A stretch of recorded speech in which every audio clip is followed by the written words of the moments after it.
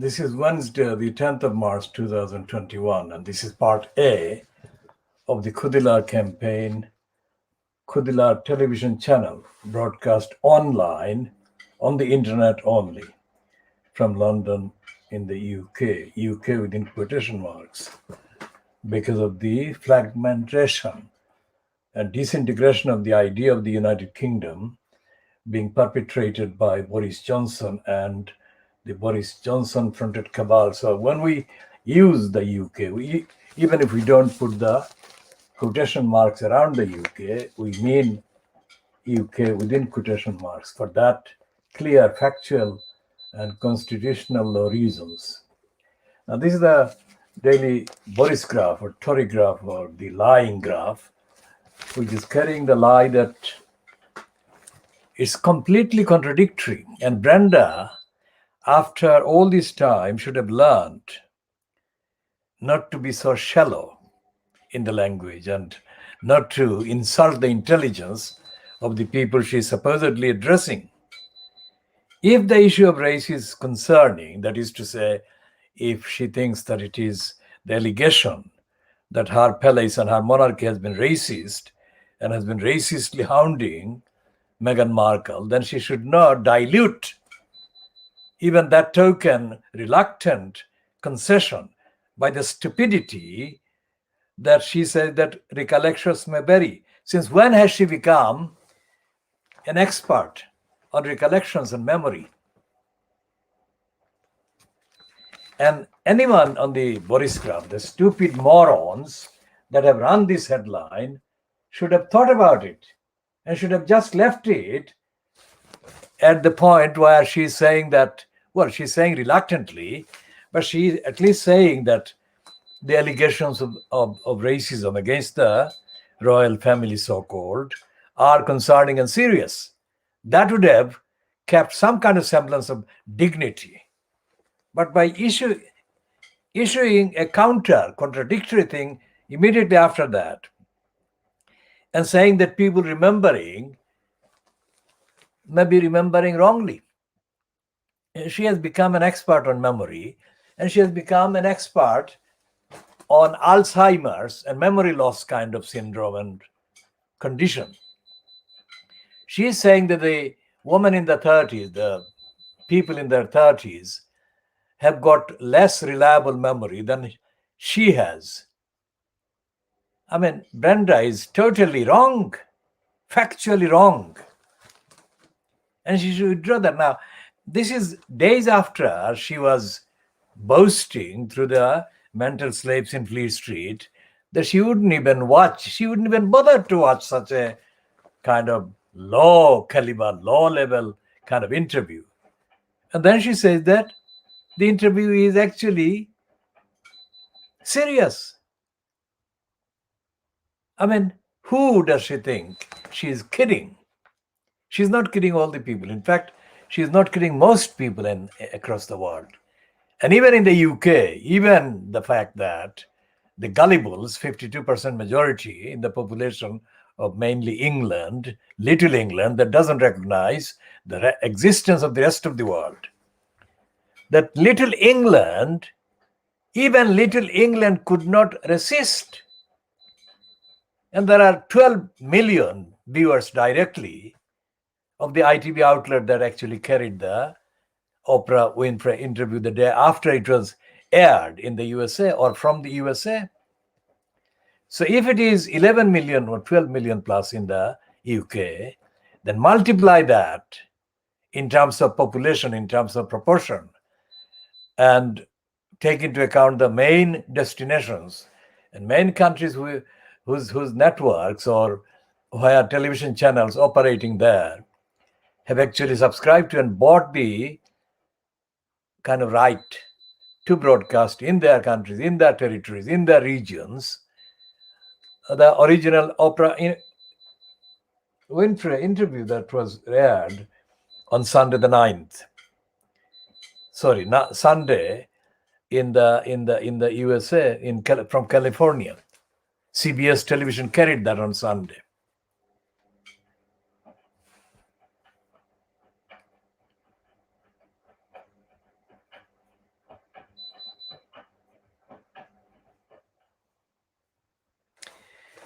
So she's saying that the issue of race, I mean, issue of race, they're diluting that as well. The racist allegation of racist harassment that Meghan has made. The allegation she has made very clearly that it was so strong and powerful and distressing that it made her feel suicidal. I mean, that simple, that powerful, that strong, that distressing. So instead of saying that such allegations are very devastating for us and we are very concerned to end all racism in and around the Buckingham Palace. That is what she should be saying. But she is not saying that. So we shall come back to this particular dilution and the diluted perpetration of racist denial. Whoever kind of drafted the script for that denial by Brenda in public kind of statement was obviously doing so racistly. I mean, this is the front page of the Boris Graph that carries the part of that kind of stump, Buckingham Palace stump.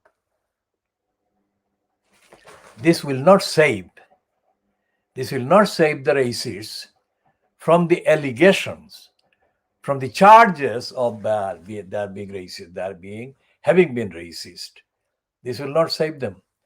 Because the business of the royal kind of family, the monarchy, is a multi-billion pound, multi-trillion pound, if you like, business, because it crosses not only those countries that have been kind of part of the so-called British Empire, but also it is subscribed to because of commercial reasons for kind of various, what is it called, the glamorous reason, because despite the contents of the interview and the contents of the contentious assertions by Meghan and Harry, and because of despite the counter kind of propaganda by Fleet Street and other couriers of lying, the attraction in terms of sheer kind of entertainment, the attraction because of the sheer entertainment quotient, if you like,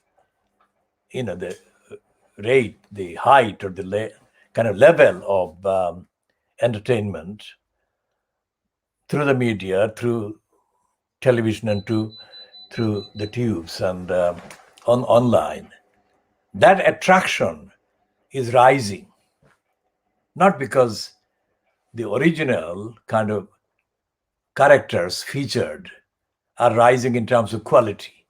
What is happening is that the less rigorous society becomes, which is what is happening under the onslaught of racism and reaction and hatred that has been propelled and fueled by the likes of Donald Trump and the likes of Boris Johnson here, and the likes of their counterpart racists in France, in Germany, in Poland, especially in Poland, because remember, in the context of the history of the Holocaust, that is the massacre of the Jewish people by the Nazis, Poland was a site of serious kind of perpetration of genocide against the target people, including the Jewish people. But remember, the Nazis didn't just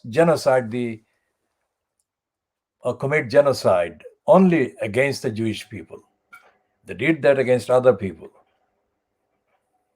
And the details are obviously available online quite easily. Now, what is happening with Meghan Markle is that because of that high kind of demand for that kind of viewing, regardless of the content of their actual interview, and the contents have been remarkably exceptional in many regards in terms of the content and the narrative that usually appear, even by Oprah Winfrey, who is an accomplished business person, and she prodded them, not them approaching her. Oprah Winfrey, for obvious commercial reasons was the factor that drove the kind of contract, if you like, or drove the campaign privately until she bagged she pocketed or bagged or achieved the interview with them. So that is very significant, because the Fleet Street portrayal of Meghan Markle has been that she has been promoting herself in that context, and she has not been, because Oprah Winfrey has been, and all logical kind of calculations will show that that is what has happened. It wasn't Meghan, because having been ousted by the racists in the monarchy and the racists hounded by the racist Fleet Street, Oprah could see, and Oprah was kind of monitoring right from the beginning, or even since before the beginning. That is to say, Oprah, very accomplished kind of observer of potential kind of catches, if you like, for her interviews and her platform, she immediately correctly decided commercially that this marriage or this affair contained undeniable financial gains for her and other kudos, other plus points to add to her list of achievements. So Oprah was the one who was driving the many months, over many months, driving the kind of contracts, if you like, for a contract. And she has been vindicated, because if you proportionately multiply the number of people that have been recorded as having watched the program that was aired by the ITV outlet in the UK, then you can see that anything easily well above 100 million people outside of the USA would have watched it. I'm not looking at the statistics, but I shall check the data from various monitoring organizations and update my commentary in reference to that effect, to whatever the actual number. And the other thing is that the interview that she did actually air was an edited interview, edited down from a much longer interview. But also, there are other almost as long a footage, or footages, if you like, remains unbroadcast, and that can be tapped into. They can use any part of the contents of the interview that has not been broadcast yet, and they can absolutely have a nice walk to their bank, all of them, because this is a very kind of perpetuating kind of attraction, if you like, the royal family. Whether Harry and Meghan are no longer treated by Brenda and Kate Middleton and Wills and Brian as members of the royal family, that doesn't matter. It hasn't mattered, because they expelled them. And after the expulsion, Oprah offered them the opportunity, and they have used it. And this has become very good kind of experience for both Meghan and Harry and Oprah and her entourage. So Brenda is being very stupid in saying that she takes the accusation of racism against the Brenda family seriously. If that is the case, then why is she saying that people remembering what happened may vary? I mean, that is saying that suddenly in the last few months or few weeks, Harry and Meghan have become as mentally kind of incapacitated as if they were 70, 80 years old, or as old as Brenda is, 94. The Brenda should quit this kind of stupidity, because she has been exposed as having been wrong and racist and prejudiced against these two. Because days previously she said that she won't even watch it. And now she says she thinks there is a serious issue or two in that interview, and she will be dealing with those. Not that she will ignore, not that she won't bother. She will deal with those. Very concerning. Okay, so on the top of this top banner line of the same Boris Kraft liars, there is this picture of this complete and utter racist liar, Piers Moron.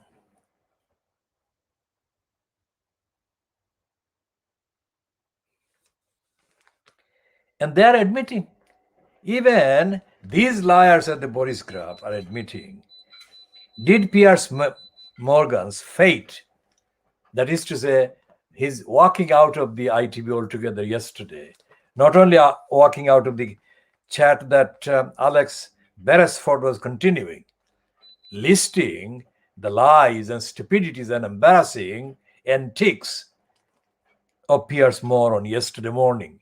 That is to say, Tuesday morning, while Moron at one point just stood up and walked away. And the Boris Kraft is saying, did Meghan complaint seal Piers Morgan's fate? By Meghan complaint, they are meaning this Tory Kraft and Boris Kraft, that 41,000 people have filed, according to yesterday's count. 41,000 persons had filed a formal complaint against Piers Moron attacking Meghan with the toothless regulatory authority, but it is still there in place, Ofcom. We call it Ofscum, because Ofcom is an embarrassing stupidity, irrelevance itself. It's an embarrassment because it doesn't actually deal with serious complaints against most broadcasters, and most certainly not against the BBC and other criminals and liars and distorters and defamers. But there is a difference, because not most of the complaints against the media, broadcast media, are not accompanied by 41,000 people complaining on the same things against the same person. So that's the difference in terms of numbers, where we shall come to the quality and the difference that is kind of made by numbers in due course. But Piers Moron, as we said yesterday, before any of this happened, or at least before we watched any of this happening, Piers Moron is a known liar on the record.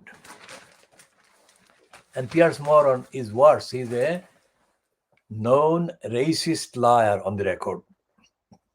And also, he is a known anti-Muslim racist liar. And even worse, Piers Moron is a known liar, known racist liar, known anti-Muslim liar, and a known mental slave and colluder, and a boaster of his association with the corrupt, crooked, filthy, immoral, fascist, racist, inciter of hatred, inciter of riot of the 6th of January on the Capitol in Washington, D.C., Donald Trump. Donald Trump's antics and Donald Trump's dysfunctional, defective, immoral personality has been diagnosed by his own biological niece. Nothing to do with him in other respects. She's a Democrat, but she's a recognized scholar and a student of psychology and all the rest of it, and mental kind of faculties. And she, from 2-3 months before the actual election, she had been doing it longer, but 2-3 months before the November 2020 election to the presidency in the USA, Mary Trump had been warning people, society, the world, the observers, everyone, that nobody should treat Donald Trump as a very dangerous lunatic lightly. He could be doing anything very seriously harmful to society, dangerous things. And the riot that he incited on the 6th of January 2021 was the tip of the iceberg. And she has been warning people consistently with credible evidence and narrative. And Pierce Moron has been, for all these 5 calendar years until Trump was ousted, Pierce Moron has been the only Briton known in public that has been extraordinarily servile and supportive of the racist Trump.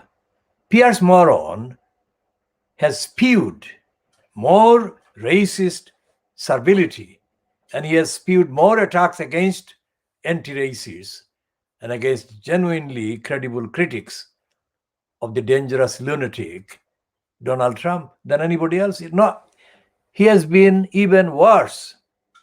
And that is saying something very serious.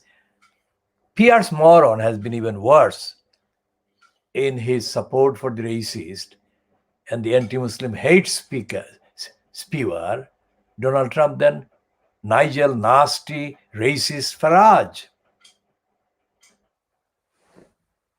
So we shall be going more into the contents of the Daily Boriscraft later. Let's look at the front pages of the other papers that we have got hold of. This is the Financial Times, and the main front page of this Financial Times on Wednesday, the 10th of March 2021,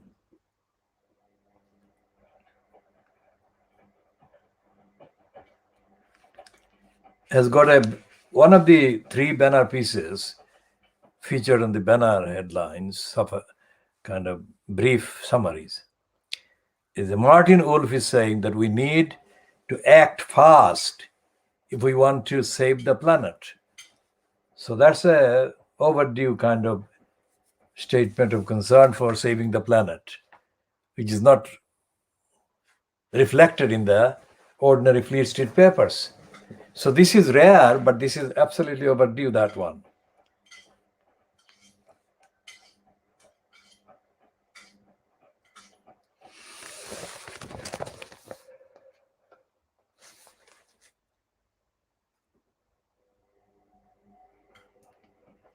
And there is a piece about the dysfunction happening the too big company called BT. BT was British Telecom, which was owned by the state before it got degenerated into commercial profit grabbing kind of outlet.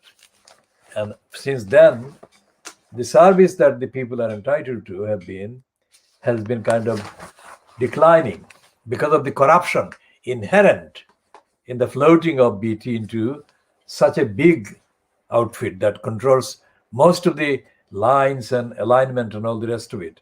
We shall come into detail discussion about BT and how corrupt it is.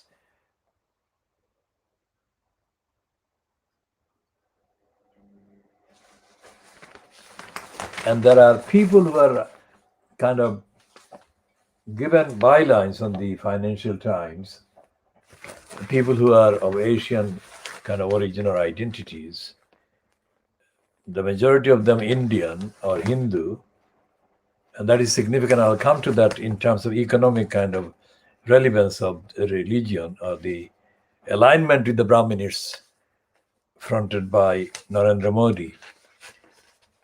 Because financially and economically, Modi spells bad news for most millions, hundreds of millions of people that are either Muslim or in the so-called Dalits or the scheduled caste or the lower castes in India.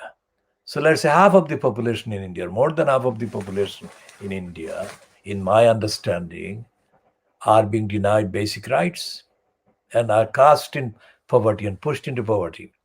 In the last 48 hours, Modi has actually rounded up, that is to say, arrested hundreds of Rohingya refugees and is forcing them back to Burma. Now, anyone who knows what is going on in Burma knows that Burma has never been the right place in terms of the regime after the massacre and after the genocide for the Rohingyas to be returned to. And now it is even more kind of unreliable because the leader of the regime that carried out the genocide in 2017 of the Rohingyas is herself claiming that she is a victim of her colluders who have arrested her and arrested her colleagues. And she's, of course, playing the kind of agenda and the tactic that by pleading for help against the military now, she can deflect attention from her liabilities as the war criminal, as a criminal against humanity. Crime against humanity is a genocide. And that claim and that call for her to be tried would kind of get weakened and eventually disappear. Now, when she did carry out the genocide, Narendra Modi was the first head of a particular government of a major, demographically major country who rushed to Rangoon, what is called Yangon or Yangon, and congratulated the head of the regime that carried out the attack and the genocide of the Muslims, Rohingyas. And it is this same Modi is now showing two fingers to the world opinion that is actually appalled. First at the genocide and then at the delay in holding the genocide leaders to account and putting as Suu Kyi on trial for her crime against humanity. And at this time, they've got a confounding event taking place to delay and divert attention from that by holding the so-called coup. And Modi is doing it again.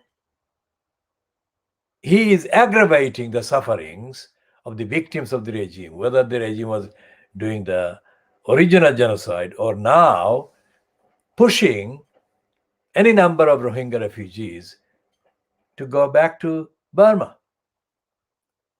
Now, there is no outcry in the Fleet Street papers about that. There is outcry in the Fleet Street papers allegedly about Aung San Suu Kyi or Aung San Suu Kyi being harassed and arrested by the military junta now. The military junta is spelled Junta. Junta. Many people used to the English text misread and confuse it. This is not an English word. It's a word from the Latin American kind of context. Sorry, Latin linguistic family. Now, what Modi is doing now by harassing the Rohingyas, he is confirming that his harassment of and attacks on the farmers and his corrupt and criminally intended distortion of the truth, that anyone who has been supporting the farmers protesting is part of an international plot. I mean, what is the plot that he's referring to? Of course, there is no plot. It's the farmers that he is misdescribing as enemies and as agents of the world, wherever the kind of plot is happening. The plot is in Modi's head. The plot is in the minds of the BJP, the Brahminist extremists, and the minority of the Brahminists in the UK, in India, who are denying and depriving the majority of the Indians of their basic human rights, basic democratic rights, basic economic rights. And now he's confounding all of that by penalizing the least deserving targets, the Rohingya refugees. And anyone looking at the picture that has a child carrying a big kind of bag on his head, anyone with any heart would find that very emotionally distressing, even to see that picture. Now, can you imagine being that child in that nervous state of harassment under Narendra Modi? So where are the Indian Democrats, commentators, campaigners? Where are they? Stopping this.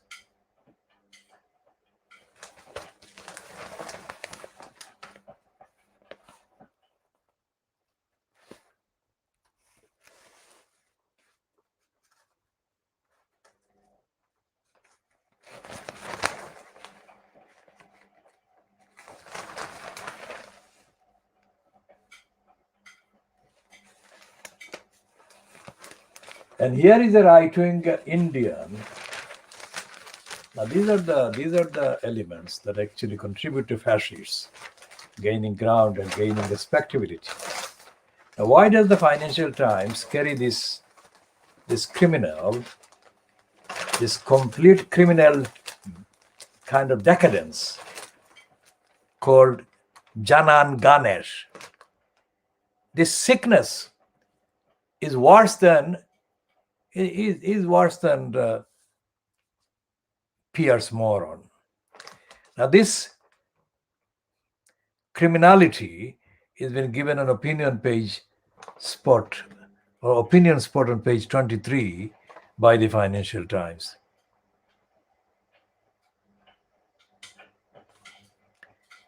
And it says in the headline or the heading, the decline of democracy is not America's responsibility. Now, this stupid moron was promoted for years on the BBC by the crooks in the BBC, who allowed Andrew, the complete utter rubbish, Neil, to front a thing with him and a number of other crooks and criminals, including the liar Isabel Oakeshott. Isabel Oakeshott is a proven recorded liar who made up things. So when I say liar, don't think that I'm short of language or vocabulary and I'm using this liar because I can't find another word. That's not the case. It is, when I call somebody a liar on this program, let's say, I mean liar on the record that I can prove with evidence, objective evidence. I didn't invent the evidence. I didn't make up the evidence. I didn't actually incite the appearance of the evidence. The evidence exists regardless of my status on that, and it exists regardless of the source, because there are multiple sources and multiple platforms and multiple occasions of this Ghana, what is his name? Janan Ganesh moron, having been a liar and a faker and a distorter. Now this idiot, this liar, is connected with Oxbridge. And one of the evils of Oxbridge is that it serves as a kind of rubber stamp, as a platform, as a kind of stump, as a club, that anyone who has been to Oxbridge, by that fact, has acquired a kind of unique access to wisdom and morality and ethics and authority and competence and so on. That is absolute lie. That is not the case. There is no such place called Oxbridge, either Oxford or Cambridge in the context. What there is this pillar or the symbol or the sign on which they trade. By calling them Oxford or Cambridge, they do business, they do corrupt business, corrupting the whole world, corrupting the UK, corrupting the places where they're employed or engaged or hired for.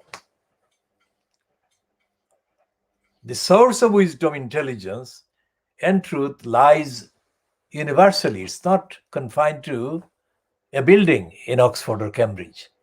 Okay? And morality and ethics most certainly do not come from there. For example, Oxford is associated with this called Oxford University Club, or Oxford University students kind of gathering, where they have got a habit of inviting the most stupid kind of person to speak, including the likes of Tony Robinson. He is mentally, on ordinary reckoning, ordinary criteria and measures, Tommy Robinson is incapable of telling a truthful paragraph or a sentence. He has never done that. So why do they invite him as a speaker, which they did a few years ago? Why did they do that? They say that it is the stupidity and contradictions that actually constitute the attractiveness and the suitability So you can judge the idiocy of Oxford and Cambridge, and Oxford University Club or whatever, or Oxford University Union as it is called. Now, years ago, I mean, as part of her being kind of groomed as a product, not groomed in the sense of the white girls being groomed by the Pakistani-born gangs of sexual abusers and rapists, but Benazir Bhutto was being groomed by the imperialists and racists, both via her placement at Harvard and her placement at Oxford. So when she was there at Oxford, she was the president of the Oxford Union, I was editing a publication, and I got the person who was working as my PA to contact the Oxford University and ask a number of questions, which questions I had kind of put together at that time as being relevant and topical and current. Benazir Bhutto would never come on the phone and she would never answer the questions. Now, that was before, of course, some years before she went back to Pakistan and used the business her father had set up with the political party. I call it the business because it didn't have the moral. The People's Party didn't have the morality, the moral authority or evidence to claim to be anything. Whatever Zulfikar Bhutto had done prior to launching the People's Party disappeared in 1971 or in 1970 or immediately after the December 1970 election in Pakistan. That was in both parts of Pakistan. That was today's Pakistan and today's Bangladesh. The election took place in those both countries being called Pakistan. And single-handedly, Zulfikar Bhutto messed up the whole country. Single-handedly. Absolutely single-handedly, he massacred the prospect of the country. And none of the people that are still alive in Pakistan has had the courage, the moral courage, to tell the truth about how bad Zulfikar Bhutto was for the cause of Pakistan and for democracy, for the people, for eradicating poverty, and all the rest of it. Nobody has done anything. All these volumes and volumes are archived and circulated in his name and containing the rubbish things. I mean, his speech at the United Nations was an absolute, definitive disaster. Why did he boast? When the last thing he should have done was to boast. He should have been humble and he should have apologized. And more than that, he should have stopped the lies and the massacres and the rapes and the violations that are going on while he was spewing this stupidity from the United Nations.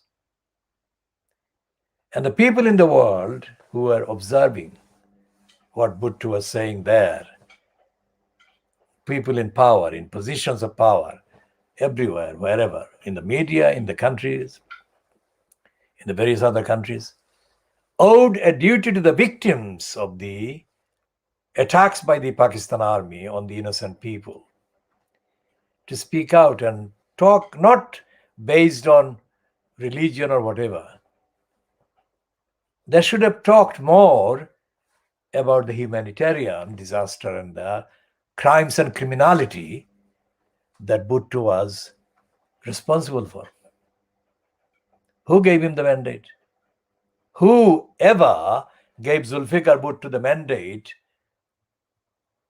to even question the right of anyone in East Pakistan to have an opinion against dictatorship, against military oppression, against the discrimination, disparity, and all the other wrongs? Who gave him the mandate? Who was he?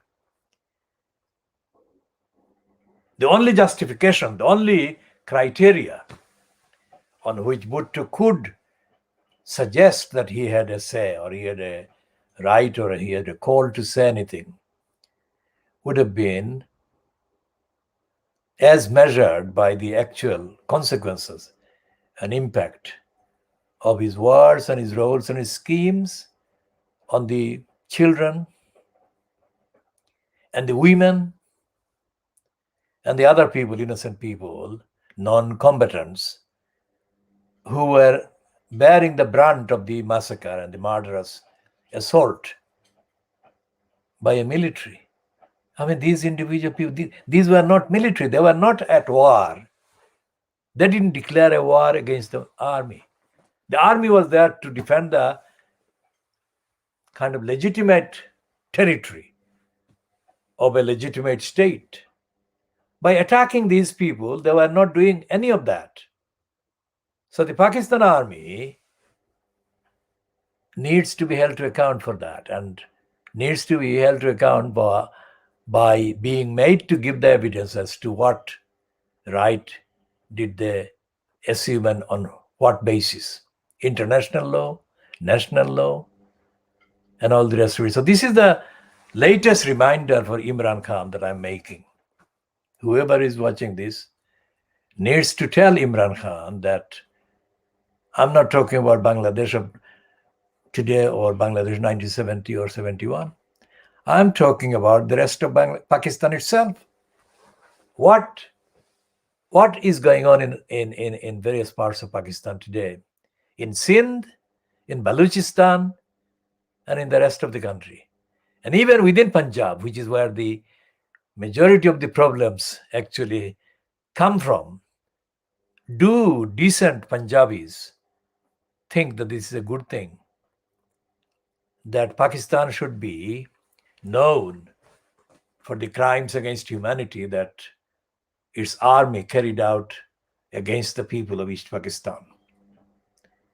I mean, this has direct bearing on what the Baluchi people say and think.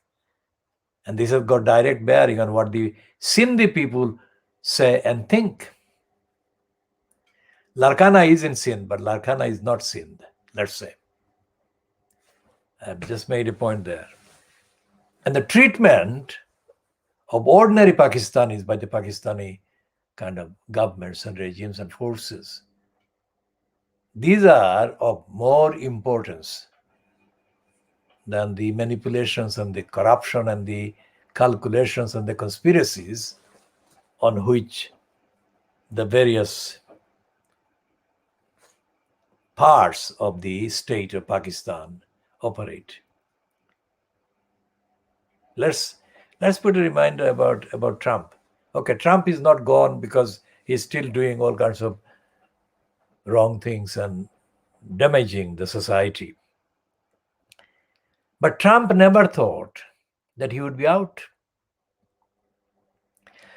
And other people have been out as well. Other people who have thought that they would never be out have been out. What is happening in Brazil, for example, is that, I mean, the long-suffering opposition person is now poised to stand in the election. And the fascist who is in power will be gone. But the damage he has been doing to ordinary people in Brazil is unbearable, if you like. Like the picture that has been shown internationally of a woman whose husband was murdered. I mean, anyone with a heart, I mean, it is unbearably painful. Did she deserve that? Did she deserve to have her husband murdered?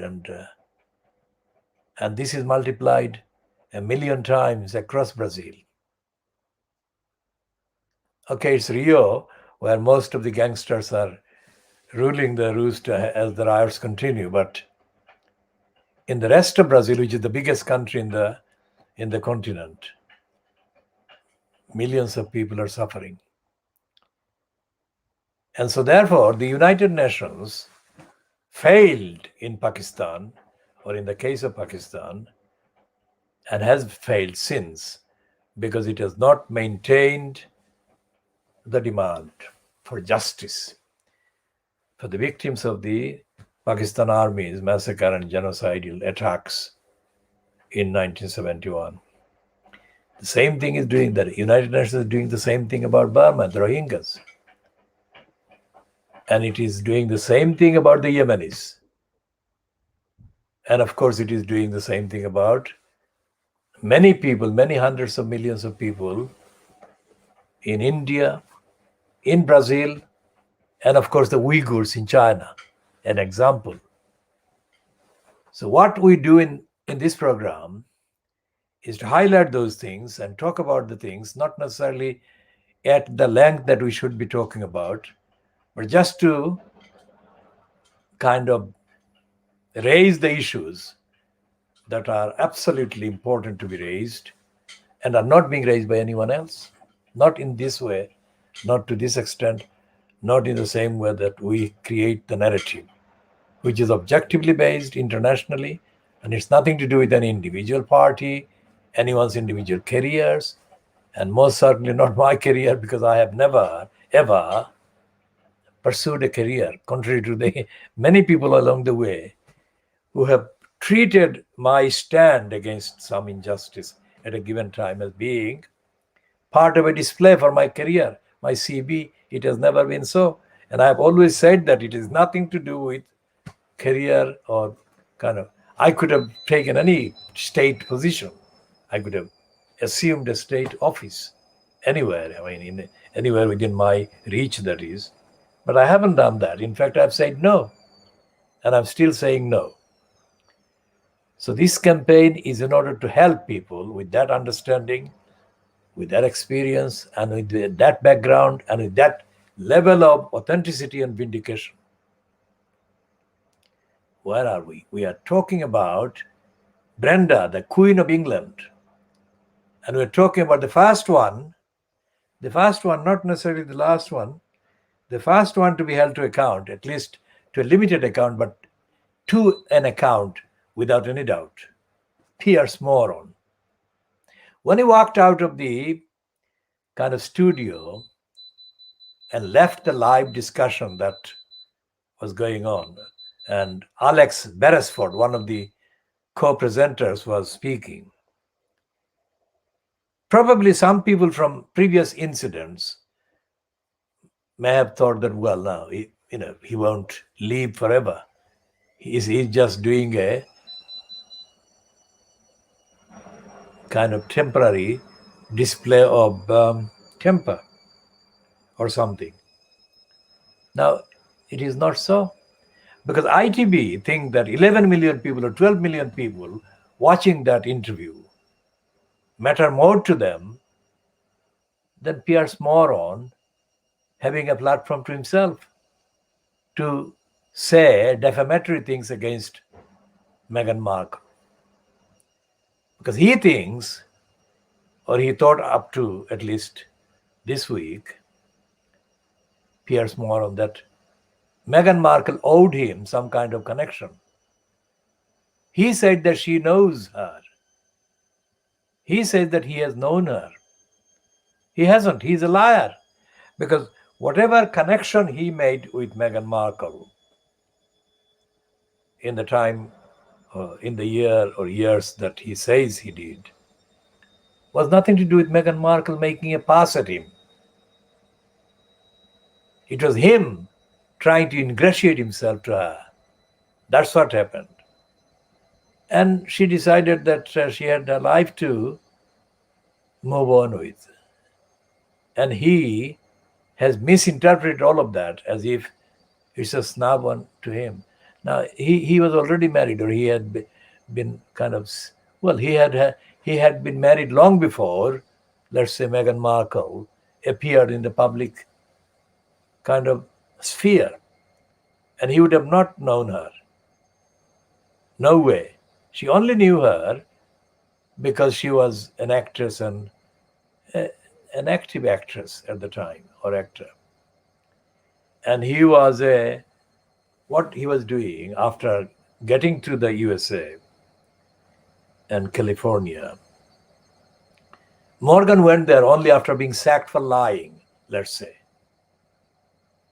So he was an English kind of racist, sub-intelligent, sub-pornographic journalist. Because what he was doing at the Scum was editing sub-pornographic stuff in the Scum. But then he got the job at the Daily Mirror, and the Daily Mirror, had to sack him. Moron actually invented made up quotes or made up photographs and made up captions that were not true. Now, if the idea for that kind of fakery was to convey the fact that the British soldiers were guilty of some things, some war crimes or crimes against humanity, or of brutality against Afghans or Iraqis. That was the broad sort of line. And what Morgan was doing there was to come across as if being sympathetic to the victims of such crime or crimes. Now, generally, I would support anyone who is sympathetic to the victims of such crimes or any similar crimes. But there has to be truth in the allegation. That's the more important thing. And I knew that those who were alleging at the time that Morgan was lying, I knew that they were telling the truth, because Morgan had no ethically consistent kind of high moral kind of record of so-called journalism. He's a parasite. He's the parasite version of a journalist, let's say. He's not an original journalist. He's not an original investigator. He's a parasite. And among the British and American parasites calling themselves journalists, there are far too many of them. Genuine, investigative, ethical, and moral journalists are far smaller in comparison. In England, in UK, in the Western European countries, in North America, in the USA, in Canada, there are more parasites professing to be journalists than there are genuine, investigative, ethical, moral, crusading, campaigning journalists. And that fakery on the Daily Mirror of the pictures meant that Morgan was behaving like a parasite. He was feeding off the atmosphere that prevailed at that time against the British and the American assault on the Iraqis and the Afghan people. That's what he was feeding off. And he has been found out. Yesterday, what happened was that he, Piers Moron, described Meghan Markle as a liar. He called her a liar, and he called her a liar before. Now, he has no right to call her a liar on something that has nothing to do with him. Because what he was trying to do is to ingratiate himself to Brenda, that is the Queen Elizabeth II, by coming across demonstrably, evidently on the live television program GMB, coming across as being tough on Brenda's attacker, as he kind of incorrectly read. Meghan wasn't Brenda's attacker. Meghan was kind of crying, let's say, in that interview. She was crying publicly and crying on the shoulders of a public kind of platform. This is my reading, and this will be vindicated in due course, even by Fleet Street, because what happened to Harry happened because he married this black woman. Harry was perfectly kind of in sync with his brother until he met and began treating Meghan seriously. And Wills told him not to get so serious. And I said, and I'm still saying, that the reason why Wills said that to Harry, that to cool it about making Meghan his serious girlfriend, that came from somewhere else. And that came from Carol Middleton and her daughter Kate Middleton. That didn't necessarily come from Brenda, and most certainly didn't come from the Duke of Edinburgh, their grandfather. It is quite possible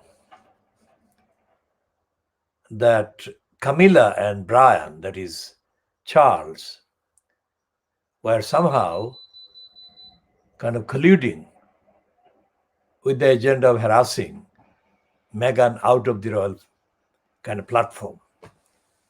Whether they thought that they would succeed in kind of expelling them out of this country is not what I'm saying. I am saying that they were embarked on a war against Harry because he got very serious with Meghan, and they couldn't allow that. That is the reason why Brenda is saying that she will look at the allegation of racism privately. That is why. And as Oprah Winfrey has clarified during Tuesday, that the person who asked about their then would-be child Archie and his color, skin color, was not Brenda or her husband. And Harry and Meghan said that they could name, they haven't named, but they could name the person or persons. But they were not going to name that person or persons out of consideration for them. Because if they name that person or those persons, then that person or those persons would be damaged by such identification. What does it show? It shows serious concern and conscientious behavior by Meghan and Harry. They have not been shown that conscientious behavior by the attackers, but they are showing, even now, conscientious tolerance and regard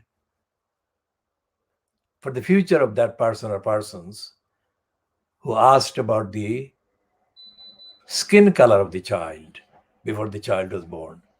That shows far higher level of moral and ethical behavior by Meghan and Harry. Think about that. Far higher level of ethical and moral behavior by Harry and Meghan as compared to the lower behavior of those people who wanted to know the skin color of the child for a start and then continued their harassment of Meghan and Harry up to the day after the airing of the Oprah Winfrey broadcast, because until the airing on Sunday, they were saying, and they were happy to say, or happy to be reported as being of the position that the imminent broadcast was a bad, worthless thing. They're not going to watch it. And once the broadcast went ahead, and there were absolutely hundreds of millions of people responding online on the internet, and the absolute majority responses around the USA and elsewhere, because the internet is everywhere, shook them, literally shook the racists in the royal family and their colluders in Fleet Street, that they had got it wrong. They had got it wrong, and absolutely wrong. And I think that Alex Beresford, and a few minutes of Alex Beresford. Now, this is something local, that is local to England. Alex Beresford has now become a name. He was a staff of the GMB team, of course, But now he has become a part of the legends, if you like. The legends now, on the list of which Meghan and Harry kind of exist. And Alex Beresford just made just about the right time, the intervention. Of course, he knew all the facts that he was saying yesterday. He has known that before.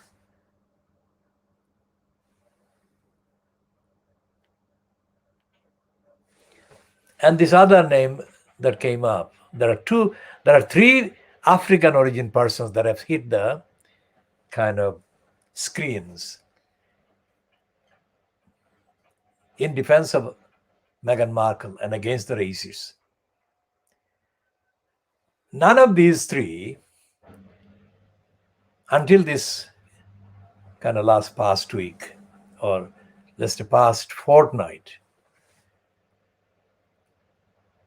one is this, I think, Nigerian origin woman who is a lawyer and a licensed law trader and a kind of speaker and a mother and whatever. Her name is Shola Bimu or so. I'll check the spelling and I'll put the correct spelling there. And Goddard, this television presenter Goddard. Let's get their names correct, all three of them.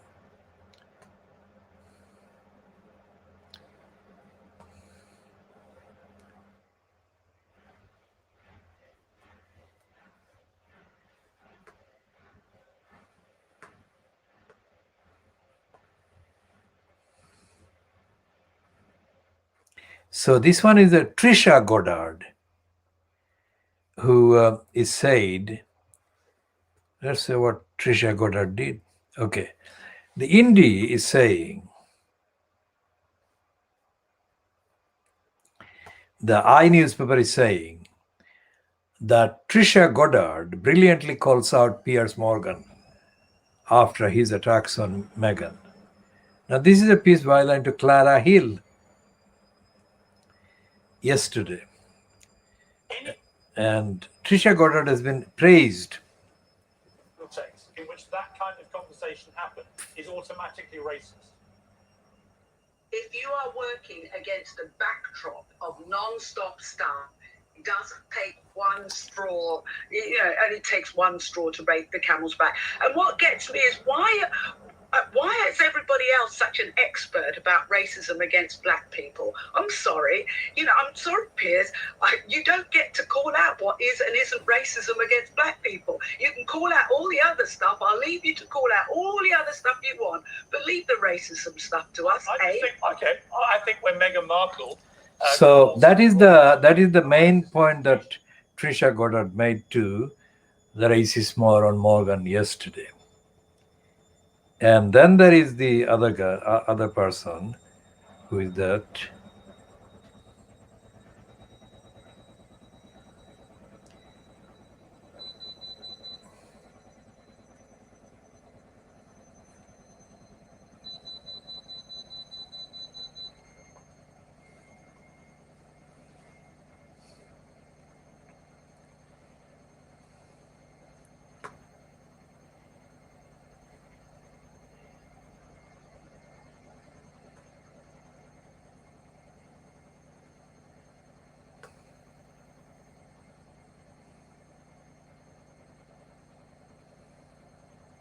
Okay, her name is Shola.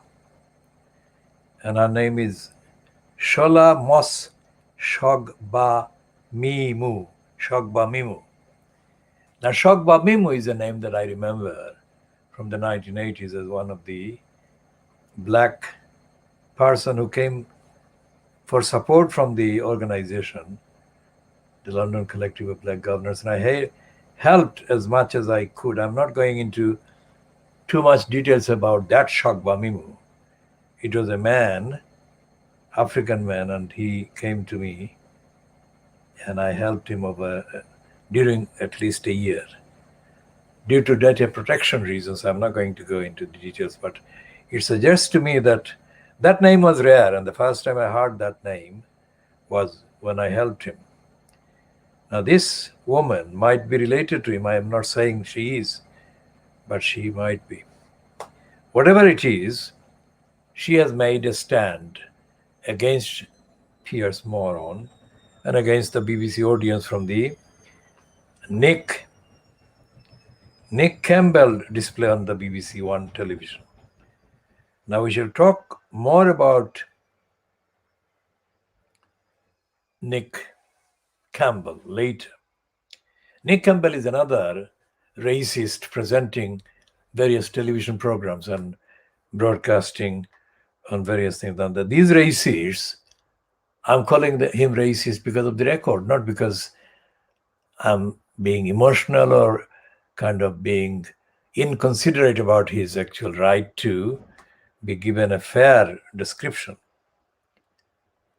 Nick Campbell has been a racist for as long as he has been presenting various programs. He has presented ITV programs, he has presented BBC programs. And he's one of the racists that dominate the platforms on the mainstream television channels. So he was attacking Shamima Begum. And he was allowing a racist woman to attack Shamima Begum. Now, as I said, until we started the campaign, the Khoodeelaar campaign, and myself, after the 26th of February 2020 misruling by the corrupt and racist Supreme Court, nobody was talking about Shamima Begum in the way that they're talking now, including on some of the ethnicity-linked outlets. So I have broken the taboo that had prevailed since February 2015 until the 26th of February 2021. I've broken the taboo, but that's not the only thing I have broken. I've broken a lot of other things, including the fact that they are not ashamed or embarrassed to talk in defense of Shamima Begum's rights. They have been on the record. Let them deny it. I'm saying that those who are now talking in public in support of Shamima Begum's rights were silent for 6 calendar years. They were silent until the Supreme Court ruling on the 26th of February 2021. So I'm not competing with them and I'm not jealous of them that they're talking about it. What I'm saying is that they're not being moral and they're not being ethical and they're not being courageous morally, ethically, and they're not doing their duties. The fact that I'm calling for Tower Hamlets Council to be held to account for its failure and its negligence of the duties it owed to Shamima Begum and her other friends, that is the key demand at this stage of this campaign. I'll come to that in a second. I'm looking for that Nick Campbell bit. All these racist men and racist women, I mean, they have been behaving with abysmal lack of grace and lack of shame. As I said, I encountered 3 white women whom I encountered or met or had contacts with strictly on the factual kind of tests. Like one, Zia Trent on the BBC at the time in 2006. She presented a piece that contained inaccuracies. I'm not saying the whole piece was inaccurate, but she presented a piece after talking to me, not just me, but she talked to other people, and she interviewed me and Kay together, Kay Jordan. She interviewed me and Kay Jordan. This is the month, March 2006. And when she finally got to broadcast the package, her package was, let's say, misarranged, factually, etc., etc. So what I did, factually, I had been doing the journalism thing way before these Zia Trench were born, biologically born. And I am a more evidentially, strictly evidentially, I'm a more accomplished investigative journalist than all of these morons put together. There is nobody with my record, either on the BBC or on ITV or Sky Channel. No way. But I wasn't relying on that. I was doing what I always do. I was checking the facts. So I contacted Zia Trent and said that you've got that wrong, etc., etc. So instead of answering my factual questions, she accused me of harassing her. And that has happened dozens and dozens and dozens of times. I mean, I'm more interested in the facts than in harassment. It is completely something else. So, when these white women talk about helping black women, or especially Asian women, more especially Muslim women, they do that as part of the kind of combination of their stupidity, their prejudice, their racism, and their hatred of Muslims, which is genetic or which is by birth or which is due to their wrong upbringing.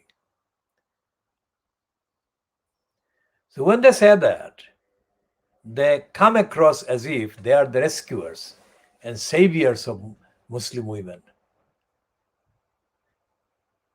And nothing could be further from the truth, because when they come across an actual Muslim woman who is both aware of the entirety of the Western framework of thought and analysis and is able to fend off these anti-Muslims by standing their ground, these racist women completely are lost. Now, when Shola Shogbamimu confronted this woman on the Sikh Campbell's show last week, it was about Shamima Begum having been betrayed and let down and denied the fair hearing by the corrupt Supreme Court. And Shola said that Shamima Begum was denied the justice because she's brown. Of course, brown is not the correct description. She should have said she's Asian or she's Muslim. That would have been more accurate description, but I'm not holding that against Shola. Essentially, she got it right that Shamima Begum had been treated with discrimination that is against the law. And the discrimination was because of Shamima Begum's ethnicity or race or religion or whatever. And Sikh Campbell, Nick is a name that I usually edit to Sikh, because most of the Nicks are liars and idiots, like Nick Clegg, who is pocketing millions, hundreds of millions of pounds from Facebook by aiding and abetting Mark Zuckerberg's lying and deception and all the rest of it. So Sikh Campbell. Now Sikh Campbell failed to stand up for Shamima Begum. He wasn't expected to be giving any special favors to Shamima Begum, nor was indeed the Supreme Court, nor was anybody else. What they were expected to do was to treat Shamima Begum with genuine equality to entitlement under international and objective framework of the law. They didn't. And that's why Shola said that she was denied justice and access and equality because she was brown. Well, Shola's description, as I said, fell short of the accuracy it would have been if she had said she was Muslim, she was Asian or something like that, or those two terms as well. Now this has been a fortnight, let's say, because I'm going back to the date of the Supreme Court publishing ruling on the 26th of February. So 26th of February, the 2 days, and today is the 12 days, let's say 2 weeks. The fortnight, in my observation and my understanding and experience, has witnessed something very rare. A whole lot of things have happened that are not immediately grasped by people who are not as keen or as kind of informed as I am about these things. These are the things happening, if you like, in my kind of field of action. One, a child, we're talking about the time when Shamima Begum was a child. One, a child of a Bangladeshi family, Siloti background Bangladeshi family in the London borough of Tar Hamders. Okay? And the other, currently, married to the grandson of the queen, reigning queen. Both of them, I would say, black women or black persons, black females, featuring in the most explosive pair or couple of, quote, news or media stories in the same fortnight. Nothing in terms of the heat and the explosive power, nothing else compares to these two stories. Now, there are other things, of course, the pandemic going on, Brexit going on, and the multi-billion looting by HS to high speed rail 2 is continuing, or these are continuing. But as a single issue or single topic, kind of running orders, if you like, what news desks do is have a running order, item following item.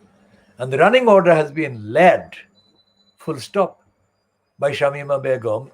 On the one hand, numerically, of course, it has been less than the numbers of items that have been run by both Fleet Street and the broadcasting counterparts, BBC, Sky News, ITV, whatever, in Britain. And in the USA, of course, it has been mainly Meghan in this context. Now, they have been now running stories about how Oprah became the millionaire kind of interviewer that she is. We don't have to go into that at this stage because Oprah has been many times discussed at length. The only significance about Oprah in this context is this, that the Fleet Street liars, Fleet Street papers, Daily Mail, the Scum and others claimed that it was Meghan Markle who had been approaching Oprah Winfrey. Now that is stupid. For a start, by the very nature of the things, it would be Oprah who would be on the lookout for the most lucrative, most attractive, and the most powerful kind of interview that she could get. So logically, anyone who knows the industry and knows the trend and knows how things happen and how contracts are kind of sought and achieved and terms agreed, etc., would know that it was Oprah who was leading the chase, if you like, to catch that pair. Now, what happened was that when Meghan and Harry got married, the combined kind of appeal in terms of Oprah's market platform increased many times. Because if they were just dating and if they were kind of seeing one another and not confirming the relationship by marriage, the power to pull would have been much, much weaker and much less significant. So once they got married, they raised the stakes and raised the level. But there was more powerful things to come. They got hounded out of Britain. Now that is absolutely irresistible interview material for any television interviewer of any sense. And Oprah was the first one on the line. And she has done it. And she has had impact beyond the reaches of the biggest lines of lies by the Fleet Street morons, including by the moron, Pierce Moron. They cannot handle it. And they have been exposed. They have been exposed. Even the Daily Mirror today, let's say, what the Daily Mirror is doing stupidly, let's say the Daily Mirror. The Daily Mirror is stupid because the Daily Mirror supposedly is not a completely sold out mental slave for the conservatives. But it has been on the Meghan thing. It has been attacking Meghan and Harry until the last minute. And they have reversed. They have reversed, staged a spectacular reverse with this headline. This is a meaningless thing, but it is absolutely full of megatons of meaning. Remember what they said? They said that she was not going to even watch this interview. And it is that same interview which they're recognizing by saying that we will always love you. Of course they won't. But that doesn't matter.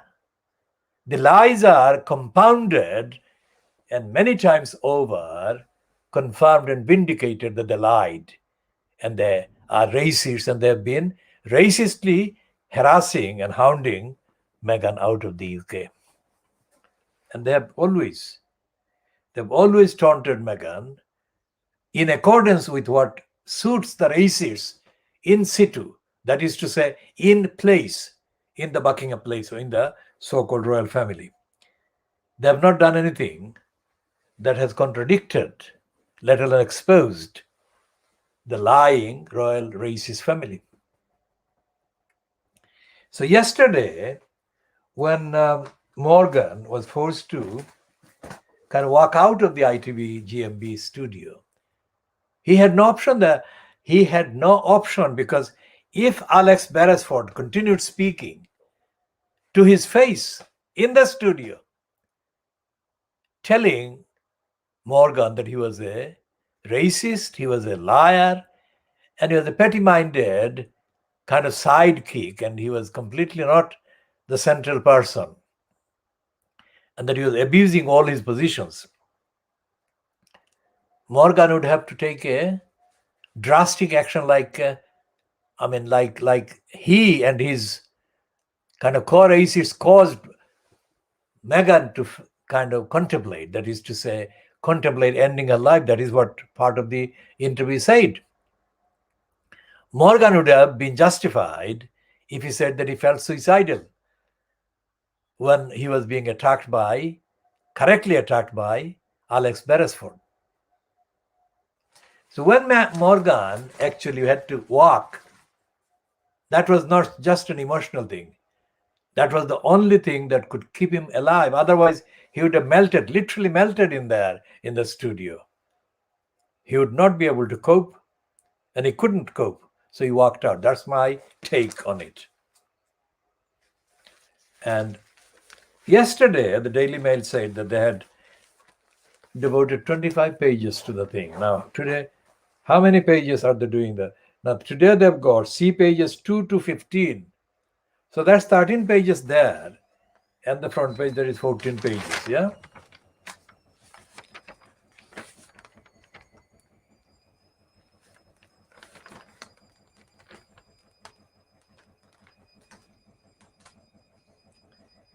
And one day they said that Brenda wasn't going to even watch it. And can you imagine? Now they're saying, as strain shows, okay, let's read it again. As strain shows through the masks of senior royals after that interview.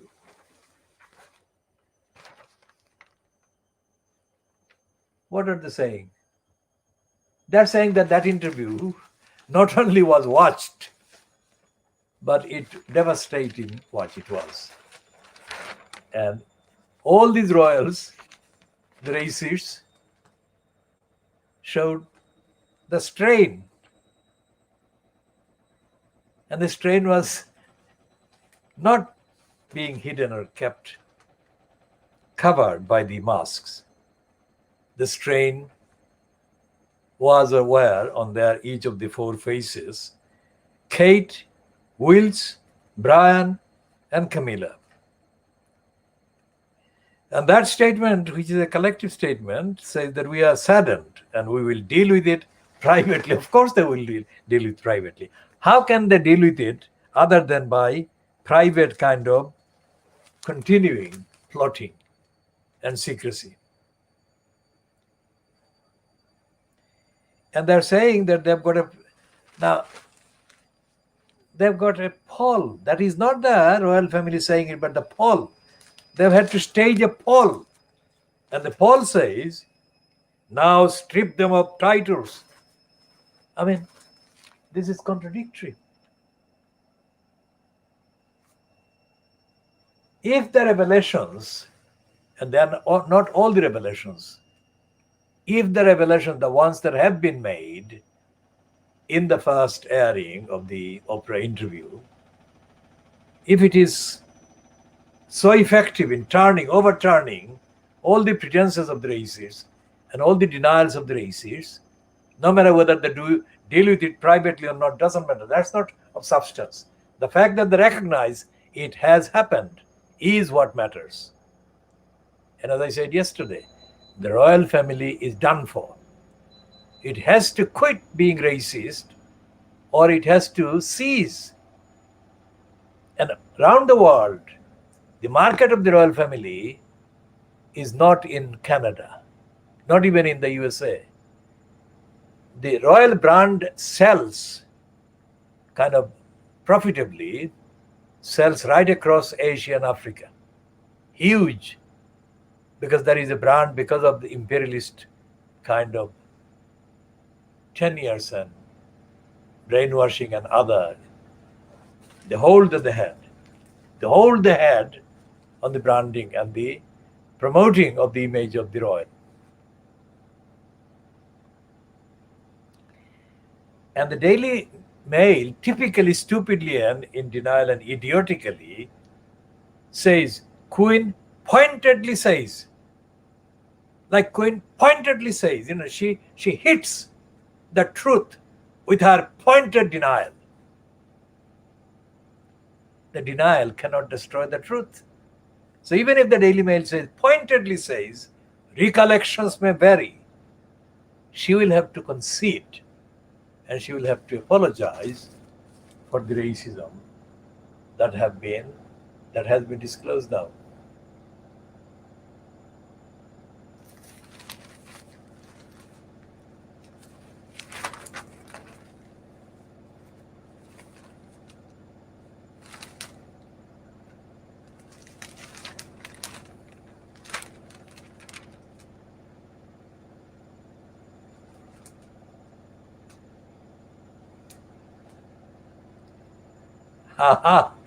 And now,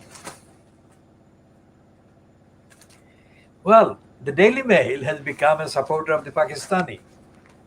Can you believe that? The Daily Mail has become a champion of a Pakistani soldier or Pakistani-born soldier.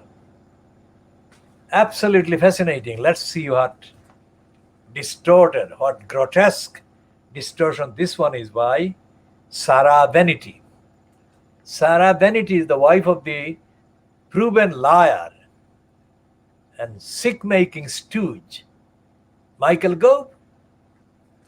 Michael Gove's sick-making and corrupt and racist wife, Sarah Vanity, is now saying that Harry said that when he called a Pakistani colleague or Pakistani-born colleague, a soldier, British soldier, a Paki, which is the definitive racist anti-Pakistani word of racist hatred and belittling anyone in this country. Sarah Bennett is saying that Harry dismissed that allegation against him that he called the Pakistani-born soldier a Paki, that he said that without malice. And Sarah Bennett is saying that excusing of himself and his racist anti-Pakistani kind of insult was without malice. And Sarah Bennett's point is that, therefore, Harry shouldn't complain that anyone in the royal family, currently the remaining royal family, has in any way treated Meghan with racism or has shown any racist prejudice about the then yet to be born child Archie, about whose skin color a still unnamed, publicly unnamed member of the royal family kind of queried more than once. Now that is, how can I compare Sarah Bennett's role there? She's now saying that she's caught Harry by his anti-Pakistani joke. That is hypocrisy, so she's saying in effect. What about Sarah Bennett herself? Every single issue of the Daily Mail, which pays her huge amounts of money for her lying, she is not a journalist whatsoever.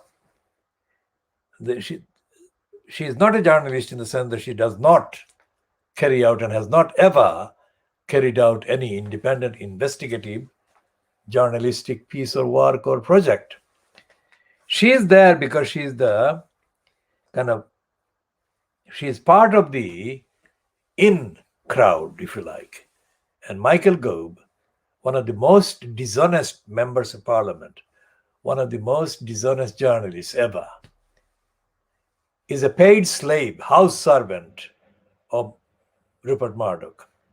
I mean, Michael Gove is one of the house servants who come from Scotland and are on the list of the officially approved anti-Scottish Scots. I mean, naturally, anti-Scottish Scots, because they are the crooks who serve the agenda of the anti-Scottish among the Little Englanders. And so therefore they are rewarded. They are rewarded directly or they are rewarded indirectly. Sarah Bennett being given the platform as a columnist on the Daily Mail is part of the indirect kind of purchasing of them and the loyalty and the service. I mean, she's doing that on behalf of her husband whose careers she wants promoted because she fancies herself being a wife of the Prime Minister in the current kind of set of things. She's not an MP, so she cannot say that she would be suitable to become the leader of the Conservatives and be the Prime Minister herself. She cannot do that. So that's the little difficulty she has because she is not a member of the Parliament. But let's say the general finding, despite the fact that I elaborately and extensively and correctly condemned the private eye section called Street of Shame yesterday, because there are so many things that they should be saying, but they don't do, they don't say, and they don't investigate, and they don't expose, they don't examine, and they don't condemn. Despite having said all of that, there are still some points worth noting in that column or that section, Street of Shame, which is about which private eyes or private lies way of looking at the media, looking at Fleet Street. What we do, we look at them as well as the Fleet Street and the BBC and others. So we are far wider and we have far more depth in fact and on the contents and morally than all of them put together. But despite all of the limitations they have, the private life, they have got one thing correct about Michael Gove, Sarah Bennett's husband, and the Daily Mail and the others, which I'll come to in a second. But let's look at the relevant bit in this piece.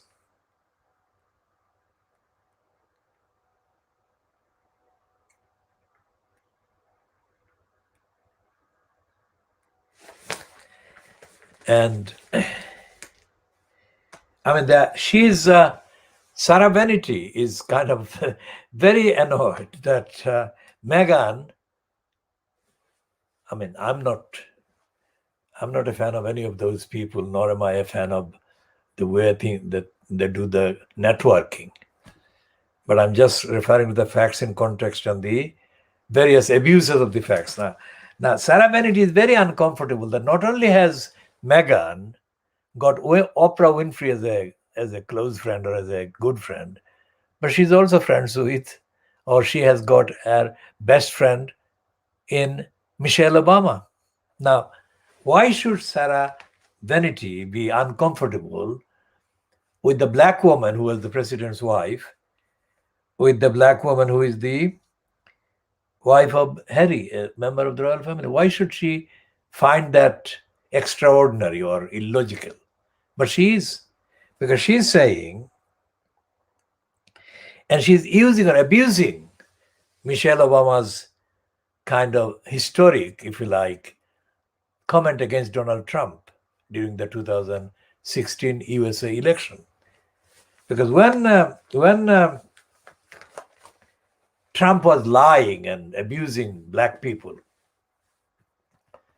including, of course, Obama, Michelle Obama said that when they, meaning likes of the racist Donald Trump, go low, we go high, right? That's what Michelle Obama, the black woman, was saying against the racist, anti-black Donald Trump. And here, a racist, Sarah Vanity, is abusing that quote to justify the racist behavior of the royal family against the black woman Meghan Markle, who has been hounded out of the royal family and the UK by these racists.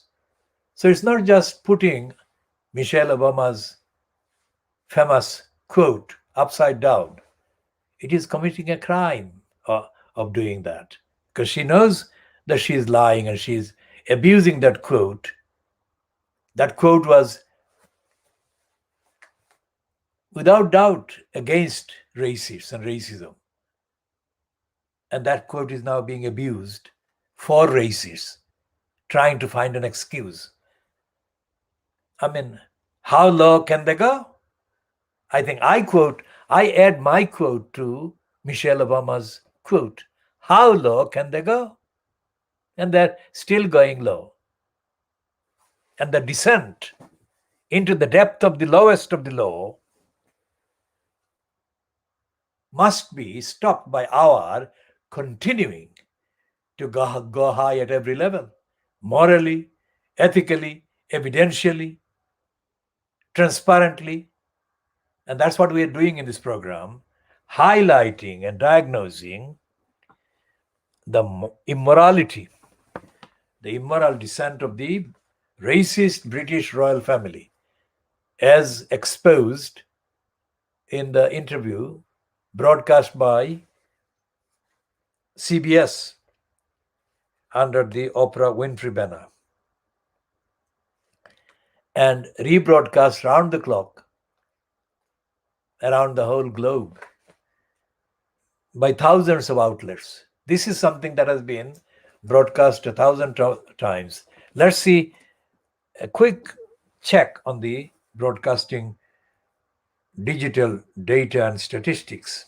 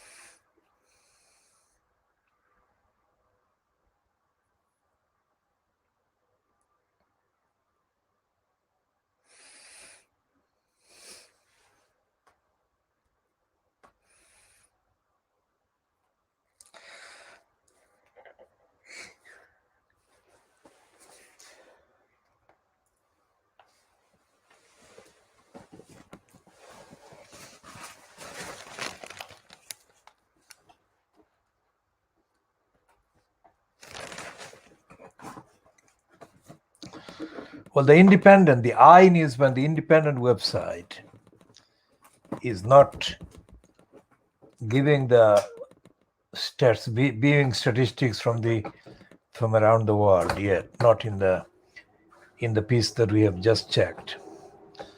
What we shall be doing, we shall be continuing to look for the actual latest updates on the viewing figures from the USA generally and specifically, and also from the rest of the world. And the scum is saying the Queen questions Meghan Harry's version of events, plans to quiz the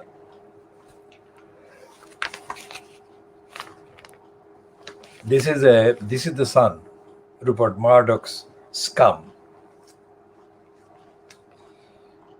So we spell the Sun scum, SCUM, as to mean dirt and rubbish.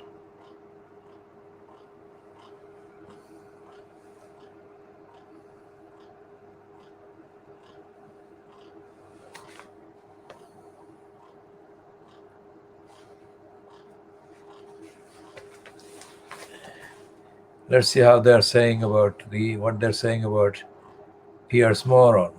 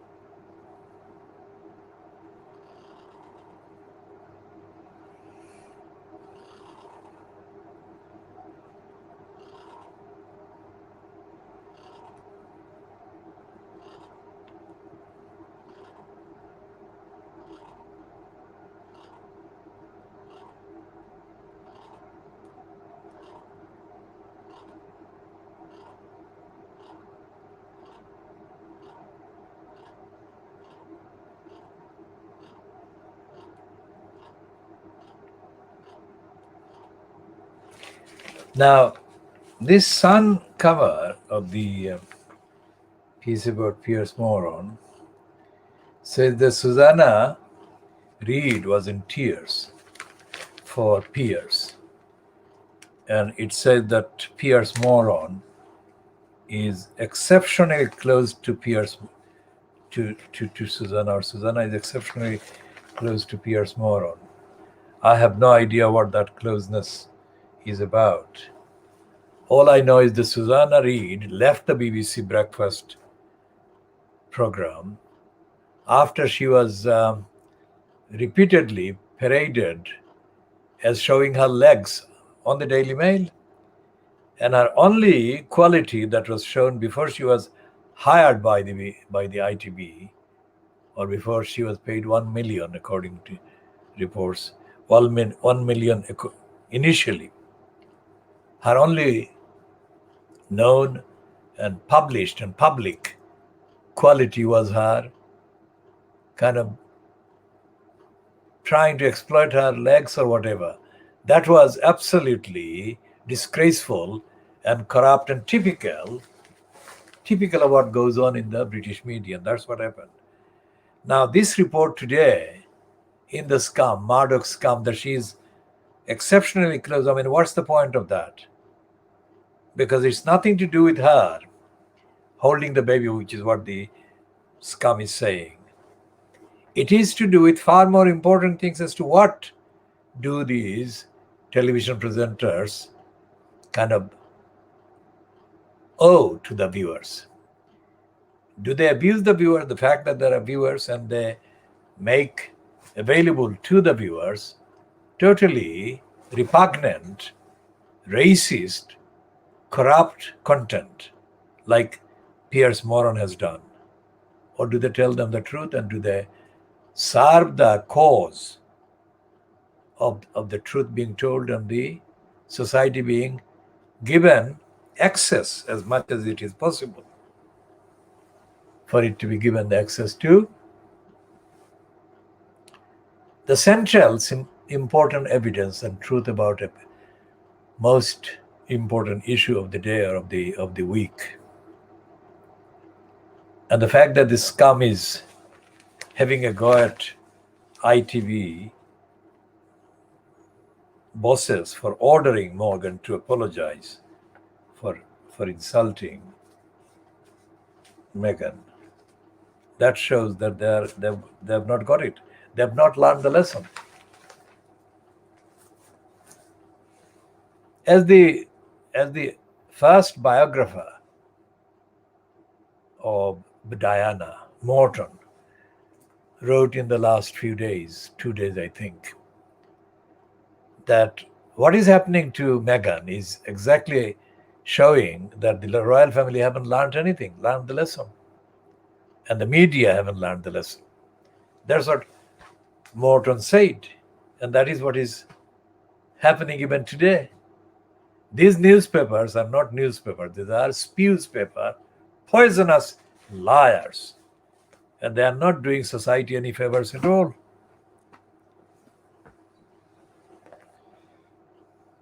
And they're not, as I said before, they're not the online search that I've done just now done about the viewing figures of the Oprah Winfrey interview. They haven't actually done the tally, if you like. They have not added up or added together the varieties of data, statistics about the viewing figures of the interviews shown around the world. So when they do that and when we can access that statistical update, we shall update on this program as well. So what we have done so far is about Meghan and Piers Morgan and the media. Let's look at the other woman, because there are two women, as I said. One was Meghan, and the other is this, other is Shamima Begum and her ex-students from the Danforth School who were photographed for the first time in public as public news item in February 2015 when they were shown as crossing or walking into an airport in Turkey. Now, Shamima Begum has been the subject of this, let's say, the historic Oprah interview happened within days. 26th of February was the day of the Supreme Court ruling, kind of illegal ruling against Shamima Begum by the UK Supreme Court. So that was 26th. That was 2 days before the end of month and end of the 28th day February. And 7th of March is the date when the Oprah interview went on air in the USA. So that was 9 days. So within 10 days, let's say, the 10 days difference, 9 days difference. So those two events, 9 days apart, separated and connected these two black women, let's say, with more or less central kind of links with the UK now in the news. Although Oprah interview was based in the USA and aired from the USA, the subject matter is everything to do with the UK. And what has happened is that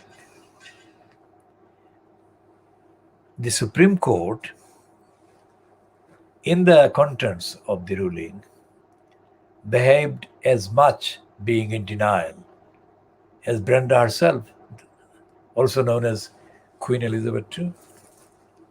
And Brenda's being in denial is kind of perpetuated and perpetrated and repeated in all the Fleet Street papers today, except the Financial Times in the literal sense.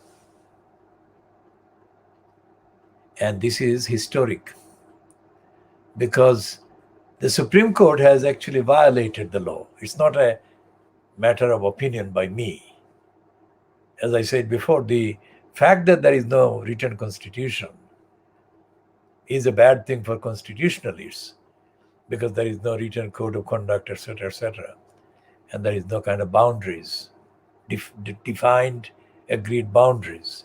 That is a disadvantage for constitutional law and constitutional law rights activists and advocates. But having said that, let's say that the Supreme Court, which is an artificial construction, I mean, any student of the history contains more than just the law. Let's say any student, objective student, a genuinely objective student of the history of England, let's say Britain and England are not necessarily the same things, but we shall come to the fine distinction later, not necessarily in this part, but let's say the history of England is full of evidence of the state or the head of state or the head of the church or head of the royalty or the monarchy. The history of England is full of what can now be called brazen criminality and massacre and murder. So anyone who says British values, our values, etc., in relation to England is not telling the truth. They're completely in fantasy land. All the institutions, let's say the High Court, the Supreme Court, the other courts, and the police, and the other branches of the state, parliament, all these institutions have always behaved with a propensity to do the wrong things, to abuse the power. And the only times and on the occasions when they have not abused the power and not done the wrong things have been when the people have actually done something to stop these abuses. Take a long look at what I've just said, very short sentence. So the availability of rights is and has always been a function, that is a product of the availability of actual willingness and action to fight for the rights. It's not a slogan that has been picked up from somewhere, nowhere. It is a fact. Availability of rights is a product of the continuation and the willingness to fight for the rights. And I'm talking about England, Britain. I'm not talking about other places where I could, but I'm not. But the general universal principle is rights stand next to fights. Rights and fights are very much two sides of the same entity. That is to say, if society exists, then it has to have rights. And if there are rights abused, then there have to be fights. So what Meghan is doing in terms of the current language, the current narrative, is she's fighting, and Harry is with her. So far, if Harry weakens his position, because I predict that Harry will be targeted, as I said before the airing of the thing. Harry will be targeted so that he kind of loosens his connection with Meghan. That won't be anything significant, because Meghan has made her stand. She has not made her stand by enjoying what she is doing. This is the survival thing. This is a fight that she has had no alternative but to conduct, speak for herself and her rights, her human rights, and that's what she has done. Now, what Shamima Begum has so far lacked is the kind of platform that, of course, Meghan and Harry have been able to use and have had. And our campaign is to begin to build a platform for Shamima Begum and her friends and her closest people. Shamima Begum was disowned by the Bangladeshi community effectively. Shamima Begum was disowned by the Muslims effectively, generally.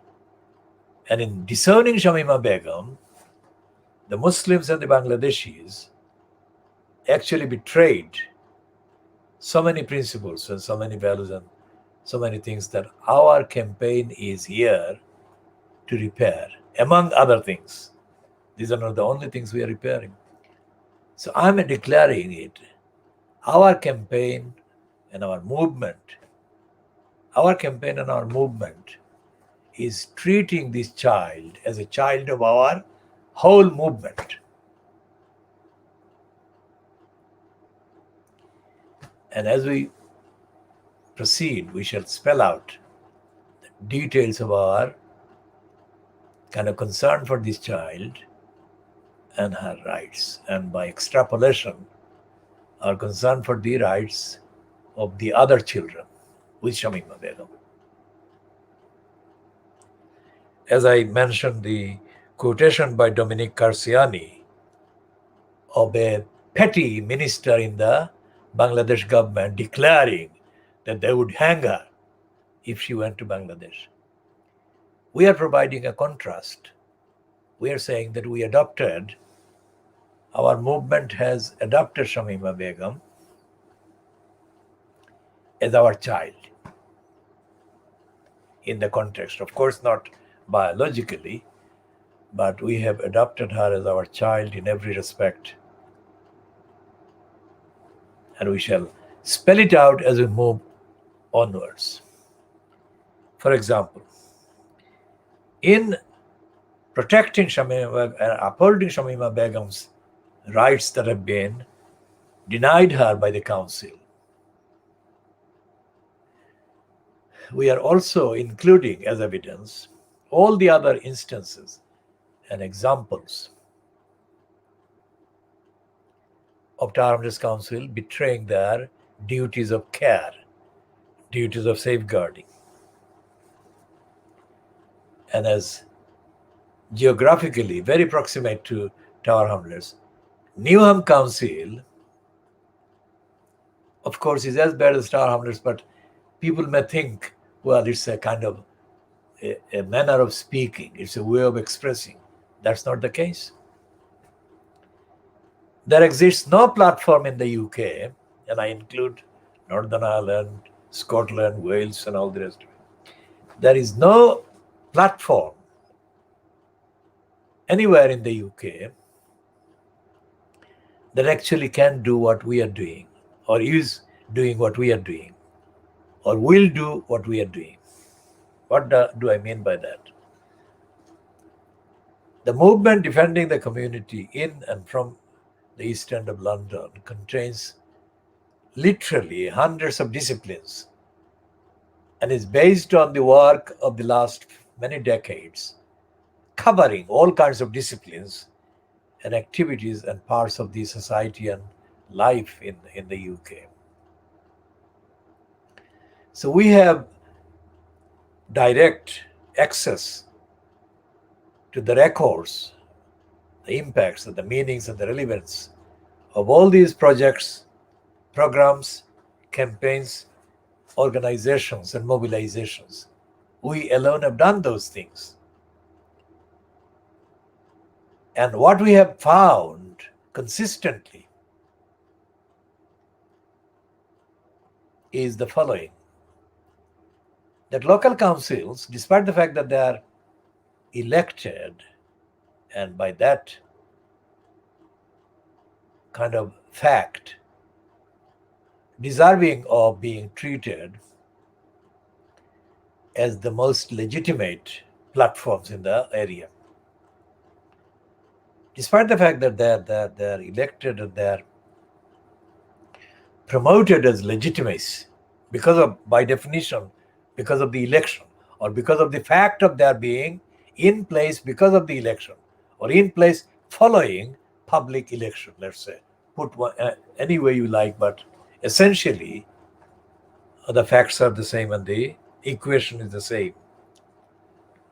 When they say that they exist with legitimacy, a legitimate power to have say on other people's lives, the people in the communities, in the boroughs, in the electorates. When they say that,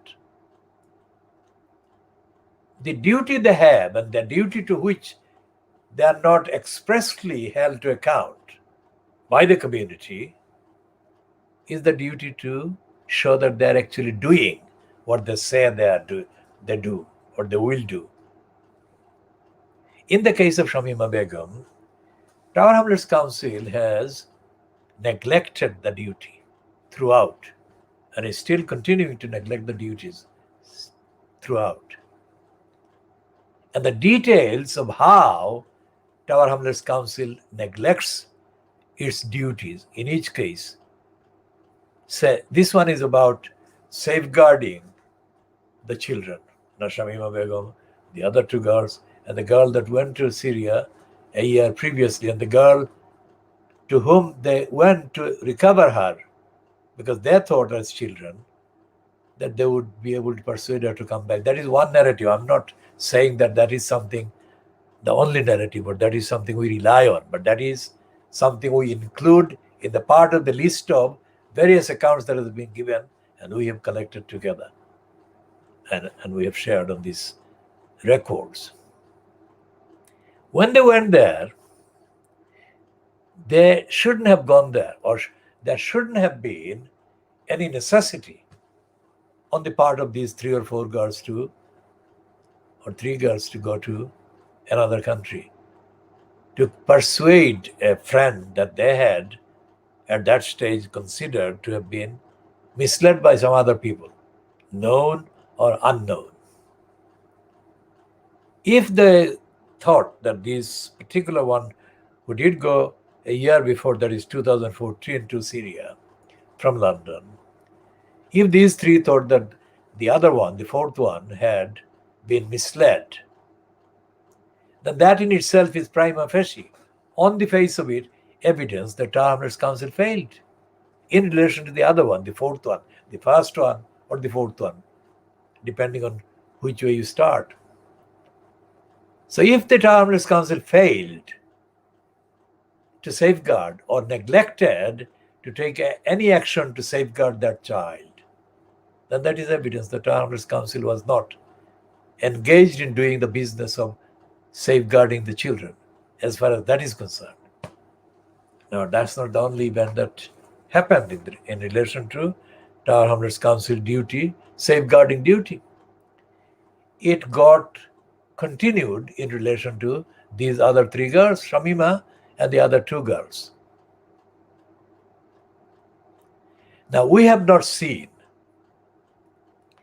when I say we have not seen, it means that the fact that we haven't seen something doesn't mean it doesn't exist. It may exist, but it may exist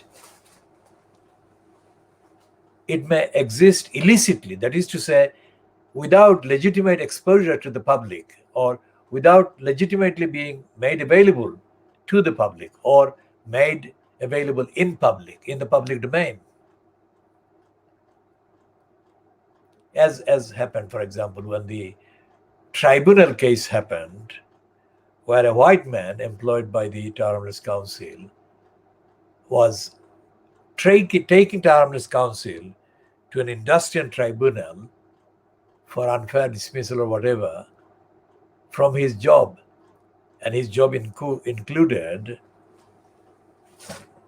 this man's job included looking at the use of the youth Terrorist Council in-house youth service funding and operation. And we shall come to refer to that because of factual relevance to this latest stage of Shamima Begum's being mistreated and let down and betrayed by Terrorist Council. During the tribunal hearing of that former employee of Terrorist Council, the fact became known that the legal section employees in the Terrorist Council were embarked on, that is, engaged in a series of illegal activities, including making false and fabricated excuses in order to deny access to the applicant's side or applicant's legal team or whatever to most of the evidence that contained references to the crooks, literally the criminals, working in the youth service. Well, service was a disservice, wasn't it? So let's say youth disservice. And that took place over a few months when the Terrorist Council's illegally active legal section team were engaged in redacting, that is to deleting facts and factual references that would otherwise identify the crooks that were active in the name of the youth disservice or youth service in the council.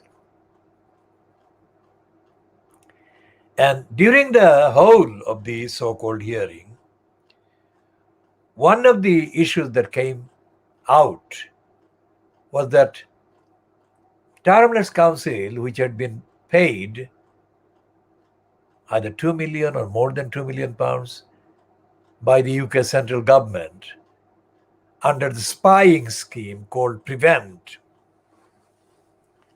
Why am I saying spying scheme?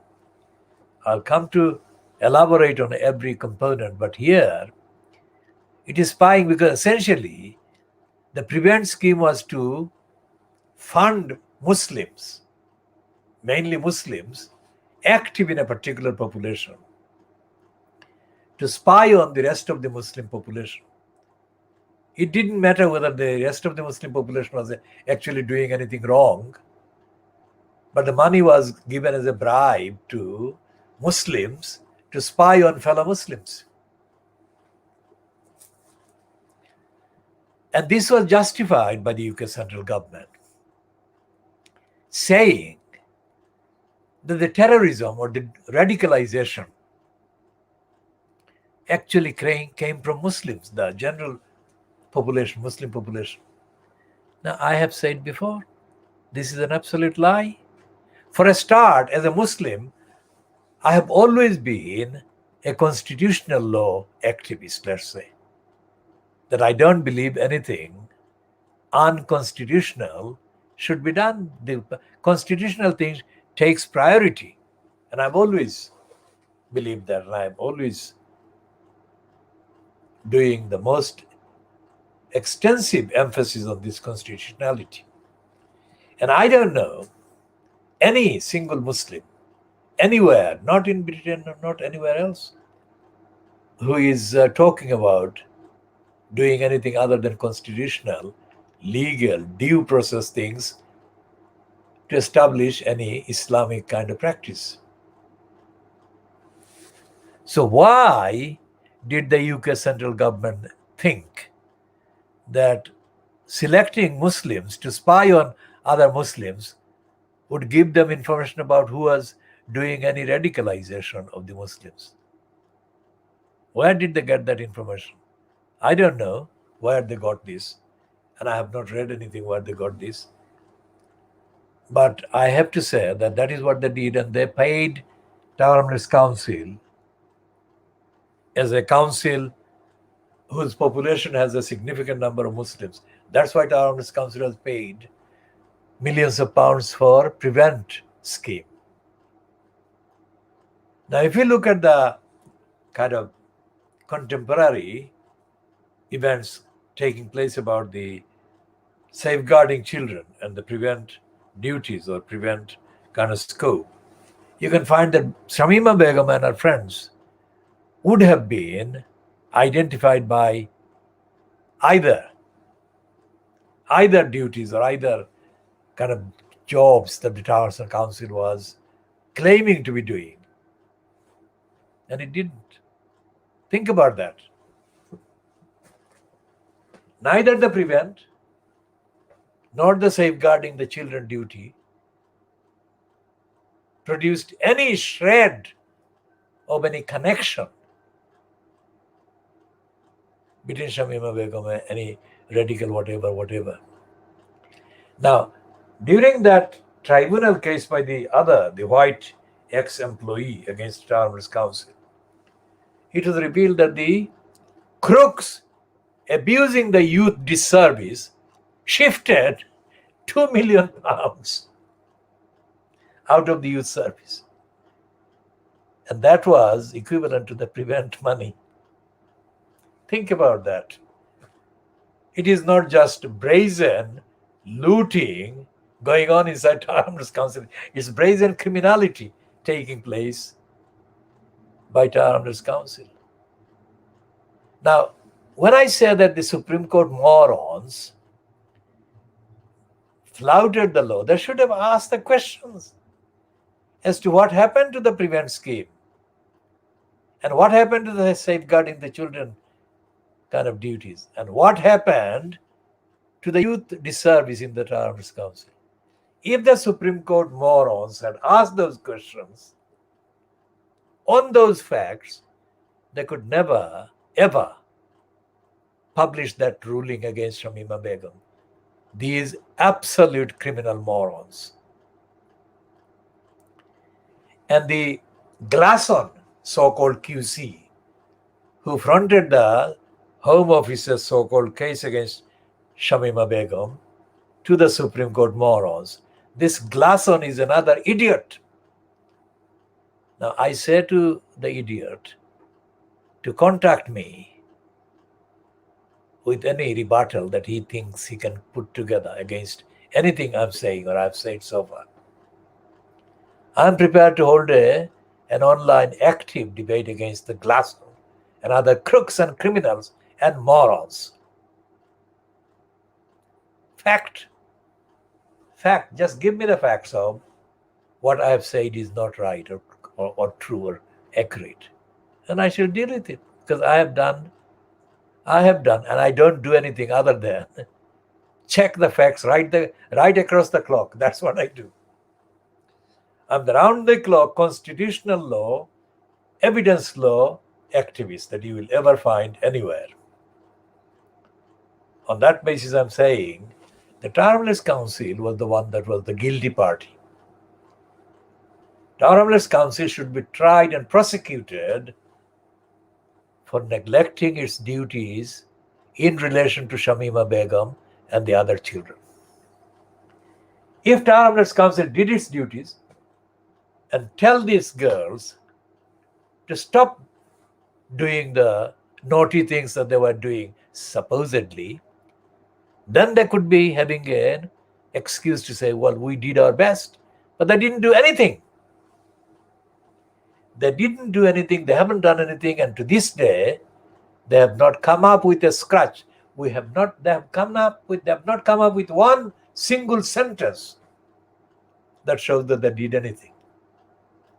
They didn't safeguard the children, they didn't do the Prevent scheme thing, and they didn't do the right thing by the evidence that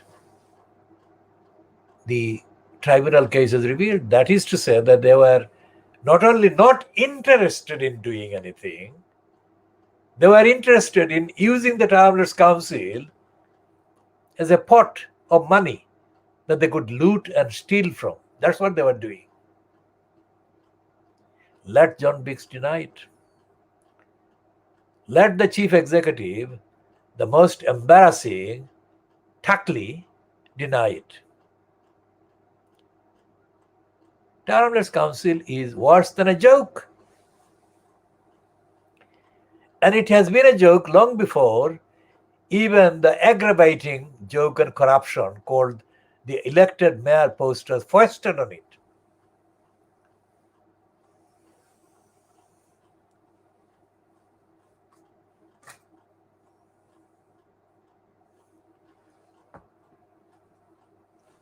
So what we shall be doing, it's coming to what? 12:30 hours GMT. And we started approximately, I think, 10:15 GMT. So it's, I think, a good 2 hours plus we have been on air. Remember what I do. I present this program without any script in front of me, but all the evidence and the information, the diagnostic connections and analytical links are built over round-the-clock research and investigation and thinking.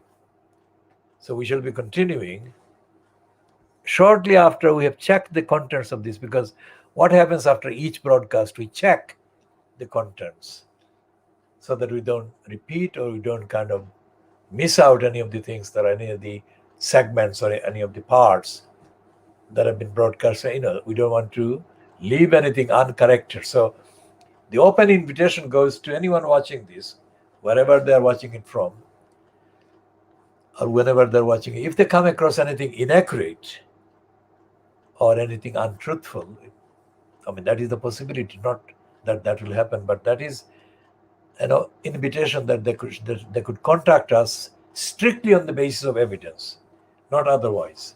This is not a social contact kind of platform. And we have other connections, other platforms. They can contact us with if they have got inquiries about the law, the advocacy, the campaigning, and anything else, they can send us queries, very short queries by direct message on the Twitter. The Twitter account is spelled in the same way as Khoodeelaar. Twitter.com/Khoodeelaar. Establish a direct message link strictly on the evidence, and we shall update and we shall correct and we shall respond in due course. We operate any number of contact addresses, etc., etc. We don't want to confuse by giving too many names and addresses, because it might cause lack of focus and derail the communication. We are a campaign that is unique, as I've said, but this statement is being said for the sake of others who have only joined or only begun to watch this. This is a unique program. It covers mainly the legal, evidence-based, and also based on original campaigns and ideas that we have created based on the needs of the hour. And this goes back, the movement defending the community in the East End of London, community from the East End of London, has been in existence since 13th of June 1963. And all the technology that have changed and all the other things that have changed in between 1973 and 63 and now are taken into account while we present the ultimate kind of program in terms of the final output. And as for decoration and the scene behind, this is to do with the fact that to set up the scene, it will take an extraordinarily extra time that we don't have. So the content is what matters, and the substance is what matters. And we do something on the assumption that we are providing altogether, collectively, the substance and the ethical contribution that is not available even if you put together all the Fleet Street papers and all the counterparts in any other city, like, for example, like France's Paris or Berlin in Germany, or Washington, D.C., or New York, or California, Los Angeles. All the moral, ethical contents that we provide together excel, if you like, or exceed the quality of all those together. That is what we assert If we didn't assert this, we wouldn't have done that if we didn't believe it. And we only believe it because on the contents that we have in front of us from across the world and over the decades, the contents show that what we are saying is the latest update and commentary on the liars that are in Fleet Street and are Fleet Street and the BBC, Sky News, ITV, and all together. And their counterparts, of course, in the USA city and the Western European main capitals. And, surprise, surprise, the kind of remainders of the empire and imperialistic kind of brainwashing that you can find in the previously called Madras, Chennai now, and in Bombay, which is Mumbai now, and Kolkata, which was Calcutta, and you can find in Delhi and in Karachi and Lahore, and in Dhaka, and in Chittagong. So we shall be continuing in the next edition in due course.